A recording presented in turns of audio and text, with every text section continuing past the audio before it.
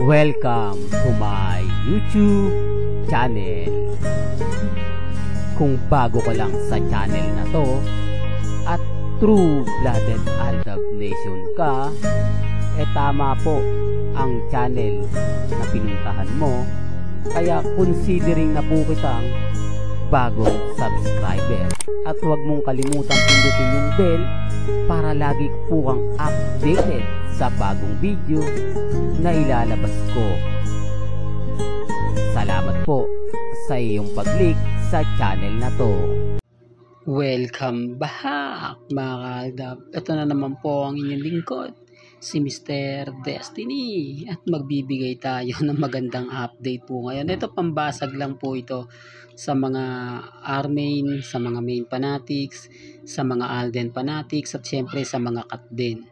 Kahit po kasi anong gawin po nila, hindi talaga nila pwedeng paghiwalayin sina Richard Paul Carson Jr. at si Mrs. Paul Carson.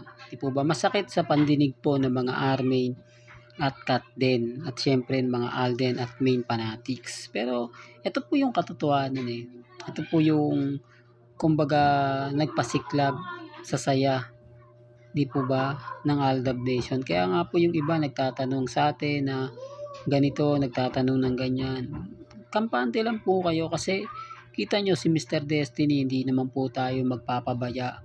Hindi naman tayo pwedeng mag-react na naaayon lang po sa atin, di po ba? Kasi magiging bitter lang po ako. Kahit balik-balik na rin po yung sitwasyon, sabihin kong ganito, sabihin kong ganyan. Ang isa lang po yung sasabihin nila, fake news daw po ako at bitter lang daw po ako sa cut din. Pero okay lang po yan kasi yun naman po talaga yung kinagisnan ko eh. Di po ba? Una sa lahat, yung mga R-main, wala pang cut din. R-main pa lang, binabatikos na ako, mga Alden fanatics. Marami nang pong nagre-react sa akin, marami na pong nagko-komento na wag daw pong ganito, wag daw pong ganun. Wala naman pong problema. Po ba? Sabi ko nga po sa inyo, ang dami kong kaaway pagdating po talaga sa social media, pero kita nyo naman po, relax lang po ako. Kampante para lang po kila Mengay at kay Alden Richards. Kaya nga po mga kaaldab, pinipilit po kasi ng mga cut din yung relasyon na hindi naman talaga po pwede. Dahil hindi naman po agad-agad mawawala ang relasyon ni na Alden Richards at ni Main. Kasi kung titignan nyo po mga kaaldab, wala naman po talaga nakakakilig. Hindi po ba? Tama naman po yung mga komento ng mga neutral lang po kina Alden at kay Catherine. Kasi hindi naman po nakitaan yung galawan ni Alden at ni Catherine. Kasi kung ikukumpara po, real talk to mga kaaldab, kung ikukumpara po si Alden at si Catherine, ang layo. Kasi yung galaw po ni Alden at ni Main, sobrang nakakakilig, sobrang napakasaya, sobrang nakakataba po ng puso. Yung tipong magugustuhan mo, yung tipong yung hinihintay mo. Hindi po nakitaan sa cut din yan, di po ba? Yung mga sweet moments ni Alden Richards, yung aakbayan niya si Mengay, ang laki.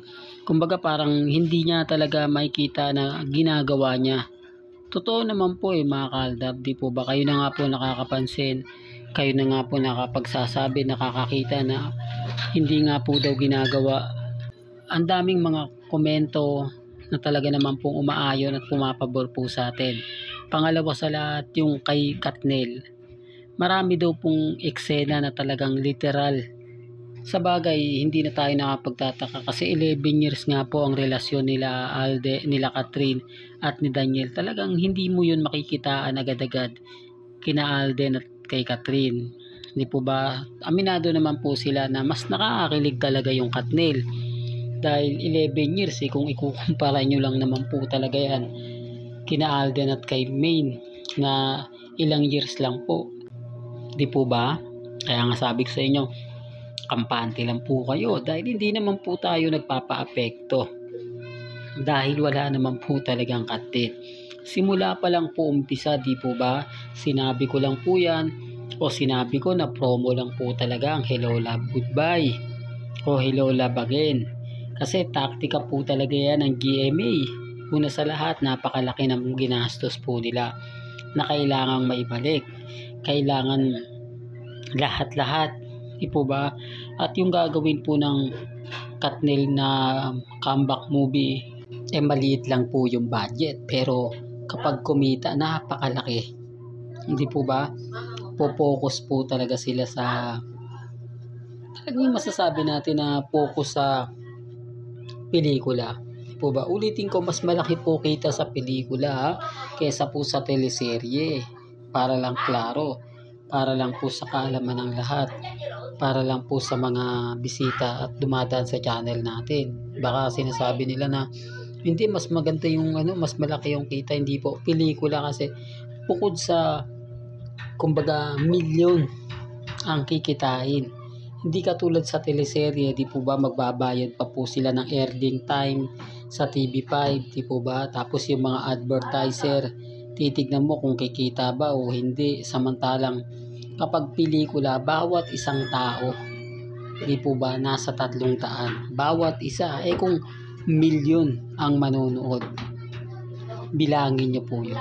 Hindi, sinasabi ko lang po, para lang klaro, para lang po malinaw sa mga taong bitter po sa akin, naiinis po sa akin, wala naman pong problema yon. Ang importante lang naman po mga kaaldab, maging updated po kayo.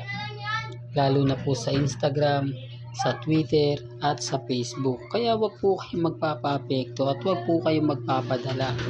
Lalo na po ngayon sa social media mga kaaldab. Kaya relax lang po sa mga bitter po sa akin, normal lang yan.